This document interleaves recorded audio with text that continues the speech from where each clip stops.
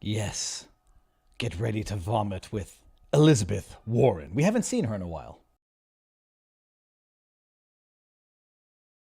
Brett Kavanaugh and the Trump-appointed extremists on the United States Supreme Court tried to stop President Biden from canceling your student loan debt. Well, too bad. The president has already canceled student loan debt for nearly 4 million people. Let me just give you one example, the Public Service Loan Forgiveness Program. It's simple. If you've spent at least 10 years of your life in public service, then the rest of us want to say thank you by canceling whatever student loan debt you have left. This program's been around for a while, but it wasn't working. In fact, before President Biden came along, only 7,000 people total had ever gotten their debt forgiven.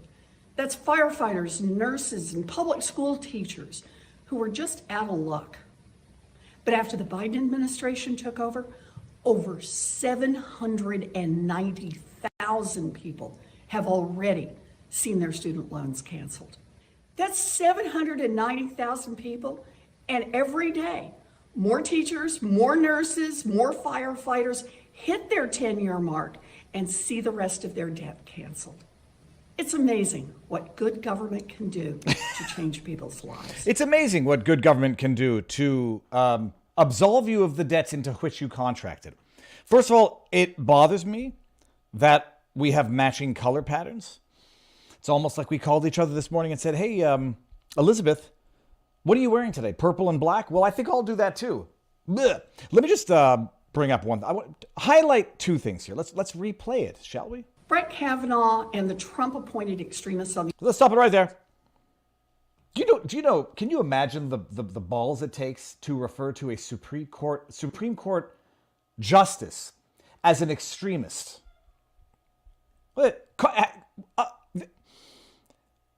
They have just gotten so flippant with the most hyperbolic rhetoric. Call everybody Nazis, call everybody fascists, call everybody extremists, call everybody domestic terrorists. What do you think that does? Calling Brett Kavanaugh an extremist. Do you think that might give the political permission slip to some lefty loon to show up on his front lawn with ropes and a gun to kill him? Do you think, I'm asking the obvious questions here, Elizabeth Warren. Do you think you should be sanctioned for this type of inflammatory, demonizing rhetoric? Set aside the dehumanizing rhetoric. Justice Kavanaugh and the other conservative extremists on a Supreme Court. Well, what do you do with extremists, Elizabeth?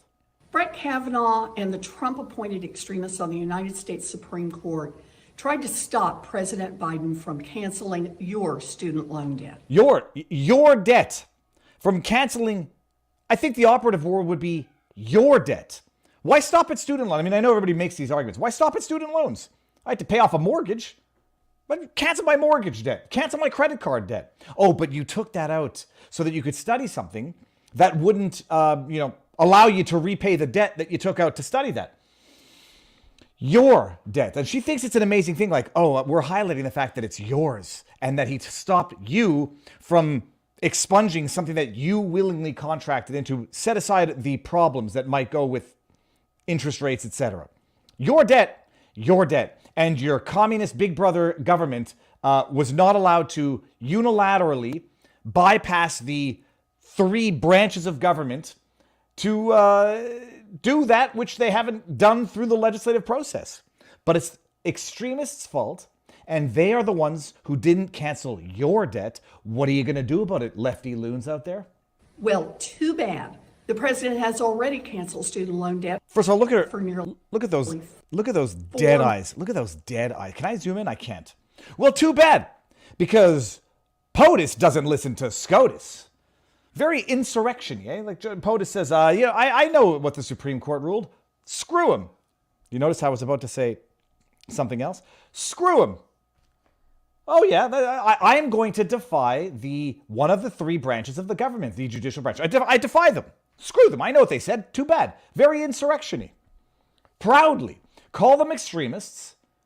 Give that dog whistle political permission slip to the lefty loons who are then going to go out and protest on his front lawn, as if that's acceptable. Plot to kill him. They don't say boo for that, but they keep calling them extremists, domestic terrorists, threats to democracy. They should. I mean, I know they get immunity. I know they benefit from, in Canada, parliamentary immunity, sovereign immunity. They should be sanctioned for that. It's not. I'm a free speech. I'm a proponent of free speech. They should be sanctioned for that type of rhetoric that is effectively not. It's not just like somebody on the street saying it. These are the elected officials calling judges extremists, threats to democracy. And they just say it. And then when the actual poo-poo hits the fan in real life, they sit there and say, "Well, my goodness, we need more gun control laws." I hate Elizabeth Warren. I hate the sound of her voice. I hate the look of her face. I hate the things she says substantively. And I really forgot that she's faded into total irrelevance, but for the fact that we just dedicated what time is it? It's Friday afternoon. This afternoon's opening rant to it. Everybody, good afternoon. Can you believe what happens? Like, I wake up in the morning, I was like, okay, we got a couple of things to talk about. Pop on Eric Hunley's stream. As we're live, holy crab apples, the poo-poo is hitting the fanny this time. We're going to talk about it. It's wild. On today's show, we're going to talk about Nipple Judge Engoron's order from yesterday coming by way of 2-line email. We're going to talk about the poo-poo hitting the fanny.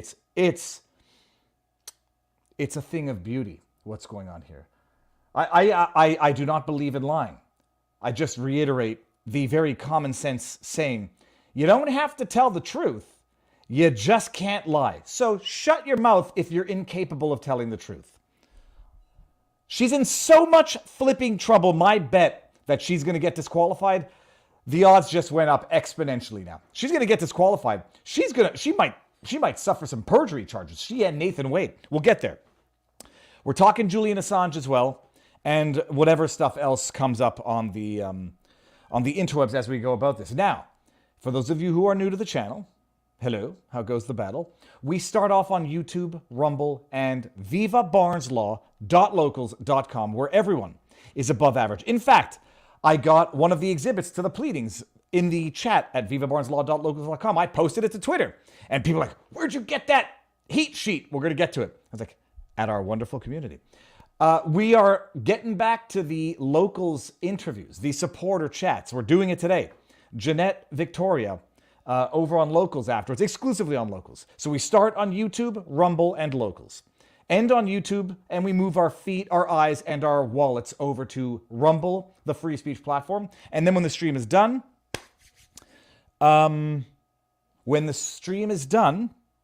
we then go over to Locals for the after party, take questions, and have our wonderful community there. So that's the order of the day for those of you who might want to get over to Locals. Here's the link. And we're gonna have fun with the Fani. That's the first time I've used that one. We're gonna have fun with the Fani over on the Rumble side. I'm gonna do the Julian Assange bit, the story. Just cover the latest. There's nothing revolutionary in here, but we're going to talk about that on YouTube, Rumble, and vivabarneslaw.locals.com. And it's funny. I've been covering the Julian Assange saga. I mean, now I go back to the vlogs, and they go back to 2019 when the news broke that he was being arrested, when he got kicked out of the Ecuadorian embassy after 7 years there. And then he got arrested by the UK authorities. I mean, it's like a trip down memory lane, literally, and I put together a montage to summarize that which I don't want to have to necessarily summarize again. Let me see something here. It says, Viva, oh, hold on, why is my screen small? Viva was on Eric's chat begging for the heat map. That's where he got it from. No, I got it from our Locals community, dude. I have the screen open in the back here. I can even tell you who sent it to me in our Locals community. I mean, it's an exhibit to the filing. The filing we posted in vivabarneslaw.locals.com. But who put the heat map up?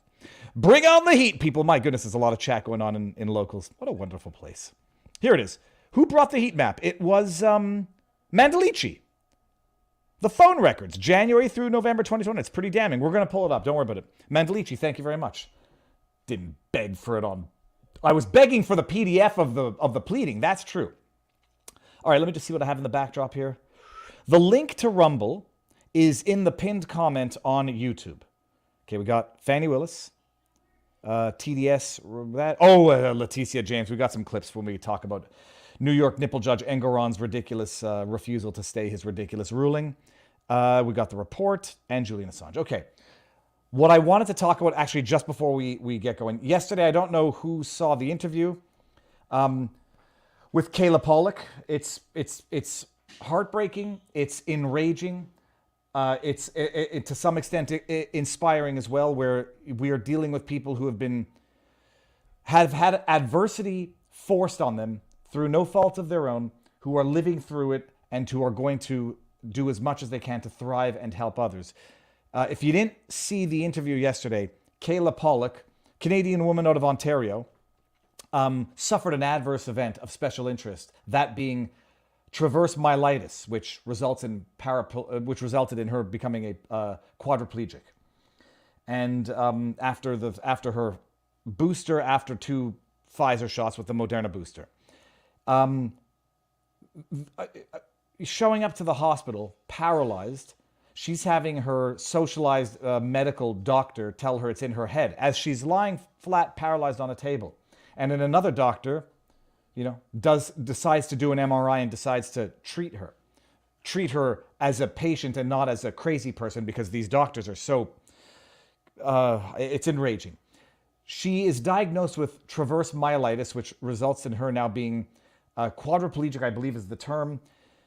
And the government it's not just that the government arguably imposed this, caused this reality to become a reality, has utterly neglected her and utterly abandoned her.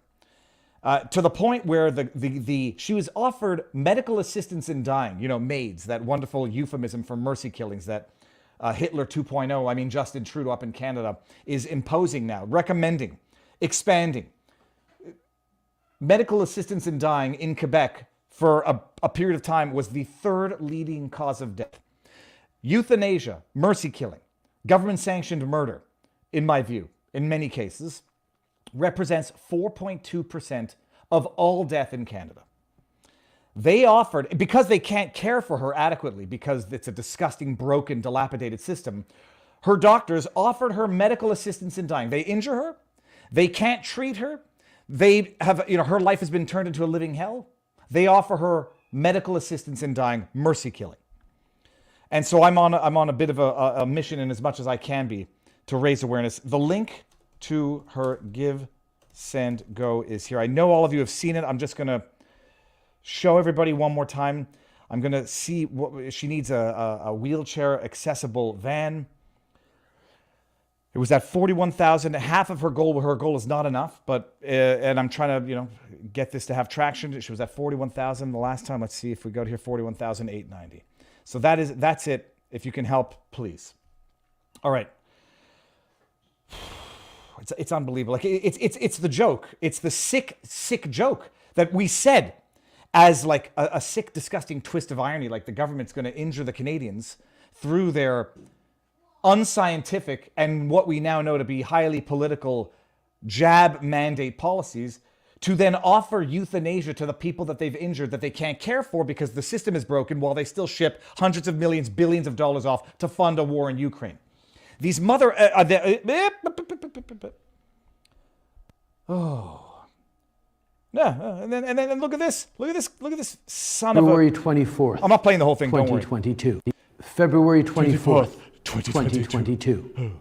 In the early hours of that Thursday morning, Russian tanks rolled across Ukraine's borders. Our government is now financing propaganda for foreign conflict.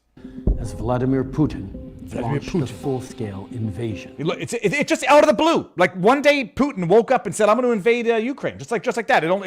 Nothing going back.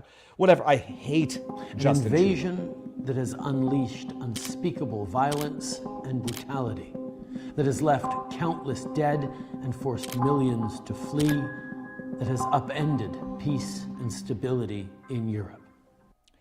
I want everyone to appreciate something here. I'm going to go to, I'm not watching the rest of this. I cannot. In his tweet, he says, almost 2 years ago, Putin chose war. This is the Prime Minister of Canada through his official Twitter account. Putin chose war and invaded Ukraine, unleashing unspeakable violence and brutality. on the Ukrainian people. 2 years later, I want to make one thing very clear. Canada's support for Ukraine continues to be unwavering and unequivocal. Slava Ukraini.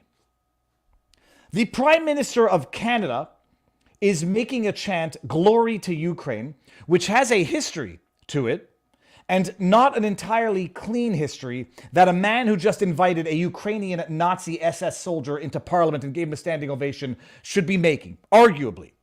Now, there's debate as to the Nazi history, the far-right extremist history of the expression Slava Ukraini, glory to Ukraine. There's a debate, I'll grant that. But I'll also tell you, there's a debate. This is from Yahoo News. And even Yahoo News has to attenuate that problematic history. It goes back, the expression goes back to the 1850s, a poet, glory to Ukraine.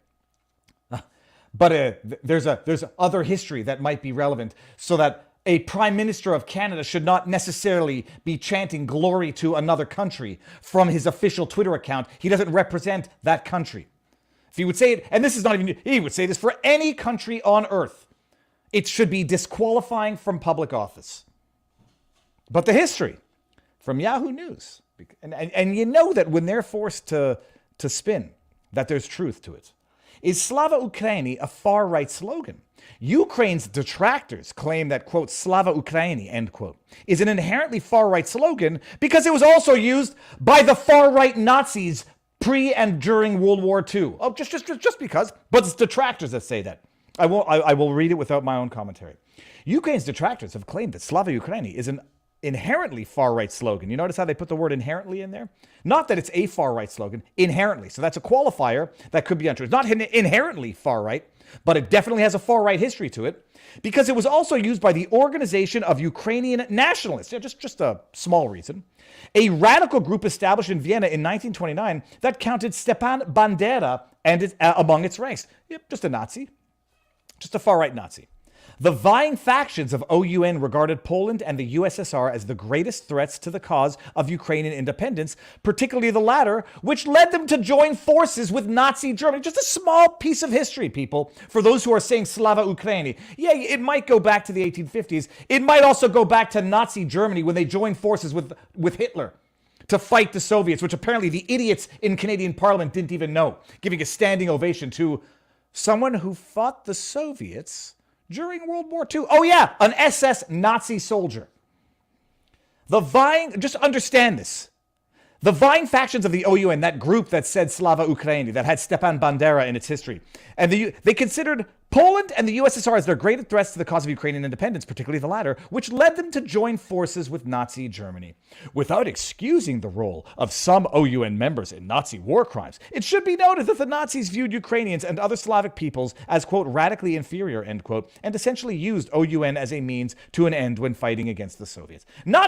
Without making excuses for the Nazi history of the expression Slava Ukraini, let's make excuses for the Nazi history of Slava Ukraini. And let's write it off and say anybody who talks about it is a Russian propagandist, Putin shill. But Justin Trudeau gets up there, and after having invited a Nazi soldier, an SS Ukrainian Nazi soldier, into parliament to show off to Zelensky, gives him a standing ovation, lets his Speaker of the House fall on the sword because they're all such a bunch of incompetent buffoons. Not only do they make the mistake, they don't even understand basic history. Now he's saying Slava Ukraini and accusing other people of being anti-Semites. Here's the tweet, just in case you want a little piece of history. So there's that. I really should have the heart rate, not the heart rate monitor, but my blood pressure machine down here while I do the stream. And I could see, if I could keep track in real time. So there's that. All right. Now you've had your piece of history. There's a debate as to whether or not Slava Ukraini has... There is no debate as to whether or not it has Nazi far-right National Socialist history. The only question is whether or not it's inherently that.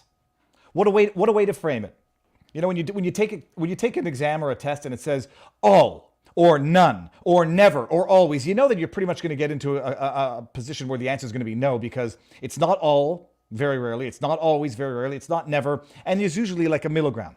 So when they say it's inherently far right, they are setting up the straw man to say, no, it's not inherently far right, but it certainly became far right when they joined the Nazis and said, Slava Ukraini. Oh, and by the way, at one point in history, they had to stop lowering their hands above their head when they were saying it. That gets a pass. But post a sheet of a white piece of paper on a lamppost, and that's a hate crime. 1, 2, 3, 4. Oh my goodness. Well, the number is not going to be the same when you guys see it, but it literally is at 1, 2, 3, 4 live viewers on YouTube. How many are we at on Rumble? 4,300. Very nice. And how many are we at on vivabarneslaw.locals.com? 260. Very nice. So that's the intro rant. But we're gonna talk about Julian Assange before we head on over to Rumble, because this is an important story. If you've been following it, there's not that much radical news. But there were protests, there were demonstrations in the UK where Assange just had a 2-day hearing as to whether or not they're going to rehear or challenge certain parts of the initial magistrate's ruling that threw out his contestation or his opposition to extradition. We'll get there in a second, but first we're going to take a trip down memory lane. And it's going to be cringy. I will apologize for it. I will apologize for the way I used to. Oh God, there he is right there. So I'm going through all of the vlogs because I have a playlist, the Julian Assange playlist. And I figured I'll piece together the summary so that you can all see the evolution of man's descent. Sorry, wrong one.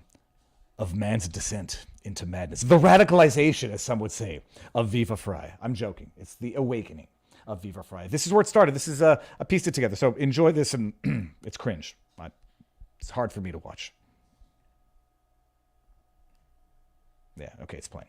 April 11th, 2019, Julian Assange is arrested by British authorities in the Ecuadorian embassy in London. Where do we even start breaking this one down? Listen to this intro song. What is this song? It's terrible.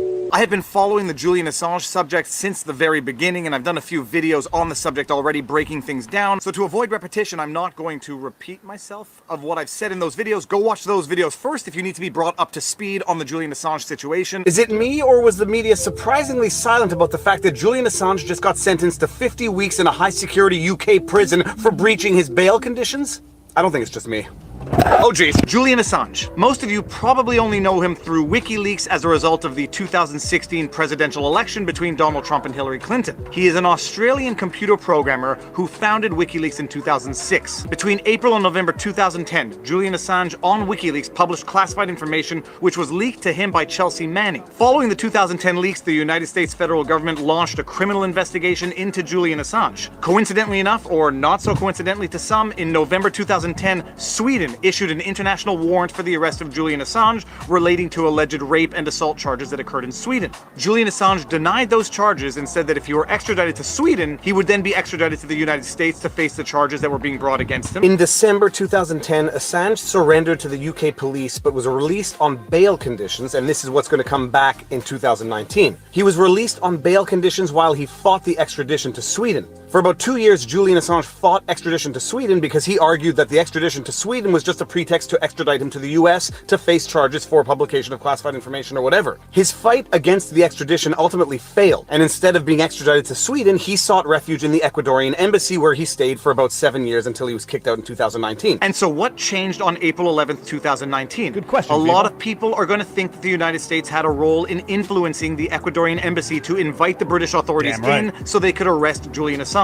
For whatever the reason, the Ecuadorian embassy invited in the British authorities, who promptly arrested Julian Assange. And now the next question is Julian Assange going to get extradited to the United States to face charges for having published classified information that was leaked to him through Chelsea Manning? So I have no doubt the judge did not conduct a fair hearing, did not allow the best presentation of evidence, showed bias throughout, has had a history of ruling in favor of the government, rubber stamping the government in extradition request. So I have no doubt that they're going to order his extradition. Now, he still can appeal that, but you don't have the best appellate rights in the UK like you do in the United States, frankly. A lot of people asked the question in the last video how a non-US citizen who never stepped foot on US soil can be charged under the Espionage Act. I spent the better part of Saturday reading Julian Assange's indictment and breaking it down, and it's fascinating. fascinating. Some are going to say that the disclosure of highly classified information on WikiLeaks put the lives of American soldiers and American citizens at risk. It's almost over, people. Others are going to say that the American military are committing war crimes in certain countries. The public has a right to know, and they should be held to account. Just because it's a U.S. uniform doesn't mean morally horrendous actions suddenly become okay. And Julian Assange exposed him. The only allegation is that he gave some clues to Manning about how Manning could get that information to them.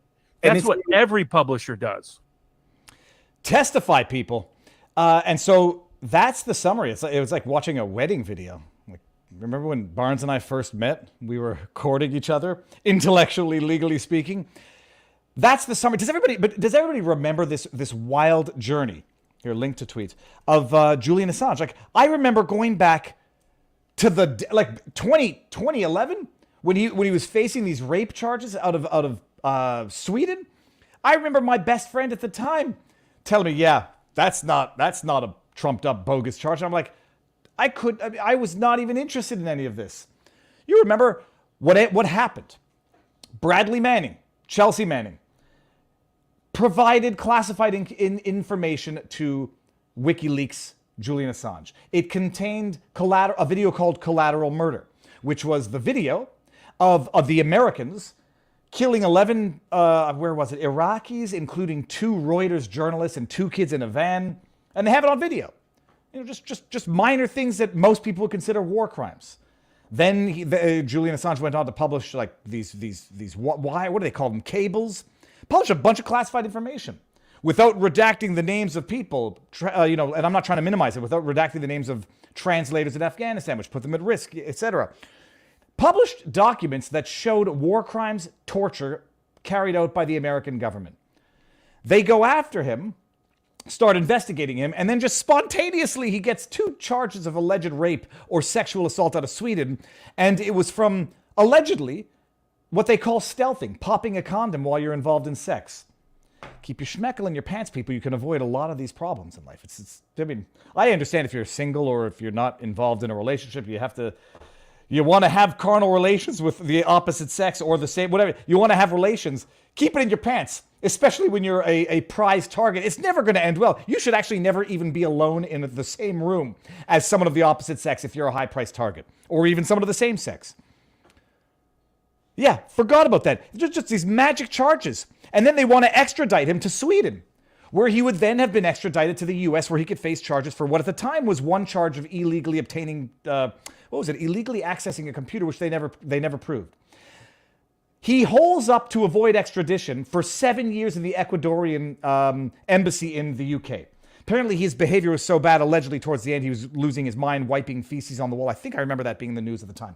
Ecuador kicks him out. And I remember him being hauled off by the UK authorities. Answered at the time, how could they have done that without violating international law as relates to embassies being basically foreign soil on another person's land? Hey, who knows? I also remember there was something about the IMF loan in Ecuador at the time that might have explained why Ecuador said, get him out, UK, come take him. He then gets sentenced to 50 weeks for breaching his bail conditions. And from what I remember at the time, you could only have gotten a year in jail for breaching your bail conditions. The bail conditions on the Swedish rape charges that had since been dropped. Some will say they were dropped because of the passage of time, not because of proving of innocence, but whatever. The bogus charges were ultimately dropped, but they got him on the bail, breaching his bail. And then it was May where they get the superseding indictment, the second superseding indictment, which accuses him of violating the Espionage Act, the 1917 Espionage Act. And the only real accusations, and I went back to reread it yesterday. I was going to do a vlog, and then frickin' Judge Engoron has to come down with his decision. Is this the? This is the. I believe this is the second superseding indictment. They got to get him on Espionage Act, and everybody knows that it was Bradley Manning, Chelsea Manning, whatever you decide to call him, her. It's wild, the world that we live in. The only accusations they could have to try to get Assange on espionage was that he participated in the hacking. Because otherwise, everybody knows, Manning said he's not going to testify against Assange. He got his sentence commuted by Obama. Odd why Chelsea Manning gets his sentence commuted by Obama, but everyone, nobody's pardoning Assange, despite having been holed up basically in prison for over a decade now. So the only way they could get Assange was by arguing some sort of active collaboration in the hacking. It's a load of shit. Oh, shoot. It's a load of garbage. It's a load of garbage. Share screen. Window. Returned. I believe this is the document. Yeah, let's share this here. And so we're not going over the whole thing. The bottom line, this entire indictment, paragraph 19. Hold on, let me just go to the top. I just want to make sure this is the second superseding indictment. They had the initial indictment, the superseding indictment, which added espionage charges.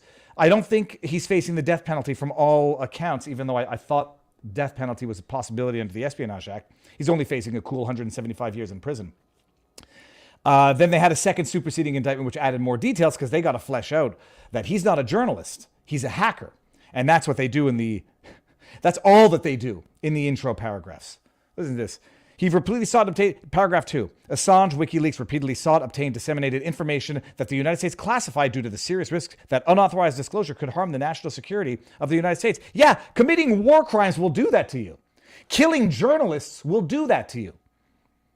But then they just go and say, hey, look, he's just a hacker. He recruits individuals to hack into computers illegally obtain information that they provide to WikiLeaks. All right. Then he hosted a hacking website, not a website. He hosted a hacking conference. At the Hacking at Random conference, they did bad things. He says, go, give us, we're looking for information. So he's a hacker. He's not a journalist, even though he did not hack the information that Manning gave him. Manning did that willingly, but this is where they really have to flesh it out. Assange agrees to help Manning crack a password. This is the bulk of the allegations so that they can bring espionage charges against him. March 8th, 2010, Assange told Manning that Assange would have someone try to crack a password hash to enable Manning to hack into U.S. government computers. Specifically, Assange agreed to assist Manning in cracking a password hash stored on the United States computer. Yada, yada. Okay. The encrypted password hash that Manning gave to Assange to crack. Following Assange's curious eyes never run dry comment. They say this at least 6 times because Manning said, look, what do you want? Curious eyes never run dry. He's Aussie. Curious eyes never run dry, eh, mate? He gives him this thing. He gives it to Assange to crack. Was stored as a hash value in a computer file that was accessible only by users with administrative level privileges. Manning did not have administrative level privileges and used special software, namely a Linux operating system, to access the computer file and obtain the encrypted password hash that Manning then provided to Assange. I'm not going to belabor the point, but even in the second even in the second superseding indictment, the evidence that Assange participated in the hack is thin to implausible. And so they issue the second superseding indictment. Yes, it was under the Trump administration, but now that I know how the deep state did not want Trump pardoning Assange, and now that we know that we had elements of the deep state actively lying to Trump during his presidency, concealing facts from Trump during his presidency, I would be reluctant to place this blame of the superseding indictment on Trump. Maybe that's because of my own bias, and I'm very much aware of that. But knowing that there were interests not acting in line with Trump's interests while he was president, actively undermining his presidency while he was president, I don't place much stock in the argument that this is Trump's fault because this second superseding indictment came while he was president. Because the discussion was whether or not he was going to pardon Assange, and I think he got the stern warning that would be a bridge too far. Yeah, rest in peace. And then the Australian media and all of the propaganda media is still running with the narrative that Assange got this via Russian hacker. A lot of his WikiLeaks documents via Russian hackers who hacked the DNC servers to provide this to Assange so that he could help Trump get elected. Assange has come out and said, as has Kim.com, it wasn't Russians. We know damn well it wasn't Russians. And there are many people out there who believe it was Seth Rich. And there have been many rumors. There have been many unconfirmed suggestions that it was Seth Rich, which led to his murder by way of failed robbery where they took nothing but his life at 4 a.m. in D.C. So that's the ups and the down. I mean, that's basically the summary. And so what ended up happening is he got 50 weeks, it was 50 weeks, not 50 months. I'm an idiot, can't do math. He got 50 weeks for a breach of bail. In the interim, America filed these these indictments to try to get him extradited, and there was a hearing for the extradition that was denied, but only on one basis. All of the objections for Assange to not get extradited, to oppose extradition, all of them were dismissed by this magistrate court, with the exception of one, that Assange posed a suicide risk to himself. And if extradited, he had a very substantial risk of self-harm. So all of the other bases to oppose the extradition, that he's being extradited to the country that was plotting his assassination, Hillary Clinton, some other dipshit under Trump's administration drawing up plans to how they could assassinate Julian Assange. All of the bases for objecting to the extradition were dismissed, with the exception of one, which was he's a suicide risk, so we're not going to extradite him. That was later overturned by a higher court in the UK, with assurance from the US, the country that behind closed doors was plotting to kill Julian Assange, that they're going to treat him real good when they get him in America. Pompeo, thank you, Free Spirit. Pompeo was the one drawing up plans to assassinate Assange. Hillary Clinton was the one, I believe, talking about drone striking him, because, Obama ran around drone strike killing American citizens. Why not kill an Aussie? And so, initially his extradition was granted, but only on one basis, and everything else was dismissed. A higher court then overturned all of it and said, you can get extradited. They've already signed off on the extradition papers. And so what happened this week, that's a very long-winded answer to get to where we're at. He had a 2-day hearing in order to contest. He had a 2-day hearing requesting that he be authorized to challenge, just have a rehearing on the other bases for which his opposition to the extradition was denied. That's all he wants. Just basically to have not a second kick at the can, but the ability to contest the other bases that were refused, not granted, opposing his extradition. 2-day hearing. His wife was out there speaking. Back in the day, it was the eternal question. And 2019, I was starting to maybe share my opinion, but maybe I wasn't confident enough with my intelligence level to share it. What do I think? They've criminalized the ability of whistleblowers and leakers, and I dare even say hackers. They've criminalized the revealing of government crimes. That's wonderful. Yes, Julian Assange is a journalist. Because I don't know what a journalist is, except to say that Potato Head Brian Stetler is not a journalist. Grab him by the, stick your fingers down there, Don Lemon, not a journalist. Rachel Maddow, you won't get infected if you get the jab, not a journalist. What we call journalists are propagandists. Who we call hackers are journalists. So I believe he is a journalist. Yeah, damn right it's dangerous when you reveal war crimes committed by a government. You're damn right it's dangerous when you reveal that a government is killing journalists, killing children. Criminalize that? Yeah, you've criminalized journalism, and you've basically protected the mob. You've protected the gang. So that's what I think. They had their 2-day hearing, and the ruling is expected to come down. The ruling as to whether or not he gets to retry or rehear or oppose the other bases for which they were rejected. The ruling is going to be issued in March. If it's a no, swiftly carried off to the United States, the country that was plotting his assassination. I'm sure they'll put him in the same jail as Epstein. So it's a bloody outrage. It's a bloody outrage. Right, he risked sources. Here's the idea. Don't commit war crimes, and there will be nothing to report, nothing to leak. Yes, there were other things that were not related to the war crimes that he released, like cables going back, and the only purpose for doing that was to embarrass the government. The government should not be operating in darkness, people. Period, ever, full stop. The government is not above the people. The government is for the people. And a government that operates in the shadows of its own... in the shadows of the woods where it can hide its own crimes, it's not a government. It's a mob. It's a cartel. It's a gangster. Which pretty much is what it is. Epstein jail was shut down. But you get my joke, internal machine. Okay, by the people, for the people. And we're done on YouTube, people. So here is the link to Rumble. Did I miss any? Oh, well, hold on. Let me get the super chats here. Ian, with his I'm pro-gun, change my mind hat on a dog. The chuckle factor is when this latest harebrained attempt to cancel the debt is overturned again. They don't have to listen. When they oppose SCOTUS, it's righteous defiance. When Trump opposes SCOTUS or even criticizes SCOTUS, it's insurrection. It's not hierarchy, people. It's lawlessness. Do I have the... Okay, we got there. Okay, we're good here. So let's... Here, hold on one second. I'm going to go over here. I want to go over to Rumble. Boom shakalaka. There you go. And let's go. Here's the link to Rumble. If anybody wants to come directly over to Rumble and stay for our locals supporter chat. I'm not comparing any of our local supporter chat support member people who sit down for interviews with me because they are all unique and beautiful snowflakes, not in the bad way, as in the singularly unique sense with stories to tell. It's going to be another good one today.